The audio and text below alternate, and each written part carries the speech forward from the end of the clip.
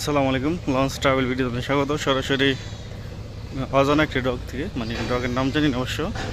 এখানে Prince of Rasel চারকে তোলা হয়েছে। দীর্ঘদিন এই লঞ্চটি সার্ভিসের বাইরে ছিল, তারপর ঈদে যুক্ত হয়েছিল গোশেরহাট রুটে। কয়েকটা টিপ দিয়েছিল। তারপর যেহেতু এই লঞ্চটি অনেকদিন সার্ভিসের বাইরে ছিল, কেবিন বা ফেন্টার লাইটিংয়ের কোনোটাই ঠিক ছিল না। সেই কারণে কর্তৃপক্ষ নতুনভাবে আপডেট করা হচ্ছে এই জাহাজটিকে, প্রিন্স অফ রাসেল চারকে বেলুনের সাহায্যে ডগ এড়ে তোলা হয়েছিল। এই প্রিন্স অফ রাসেল চাইল্ড লঞ্চটিকে তলদেশে যেসব ক্ষতিগ্রস্ত প্লেট, সেই প্লেটগুলো চেঞ্জ করে নতুন করে প্লেট লাগানো হয়েছে। তার পাশাপাশি পুরো নিচে রং করা হয়েছে।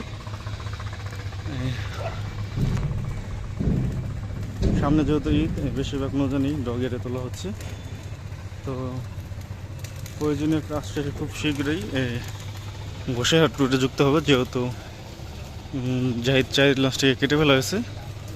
জাহিদ চায়ের বদলেই এই রাসেল পাসটি যুক্ত হবে। লঞ্চের গায়ে অবশ্য নাম লেখাও হয়ে গেছে, দেউলা বাজাইরা পাঙ্গাসা গোশেরহাট।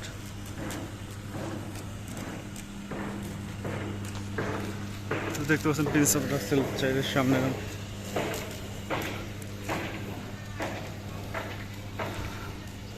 পুরোপুরিতে রং করবে, যেহেতু সামনে ঈদ। নিচের তলদেশে রং করা হয়ে গেছে অলরেডি। তো এই ছিল প্রিন্স অফ রাসেল চারকে নিয়ে সর্বশেষ আপডেট। যেহেতু ড্রাই ডক করা হচ্ছে, তাই কেবিন এরিয়া দেখাতে পারলাম না। তো ভিডিও দিয়ে পর্যন্ত এত সাথে থাকার জন্য অসংখ্য ধন্যবাদ।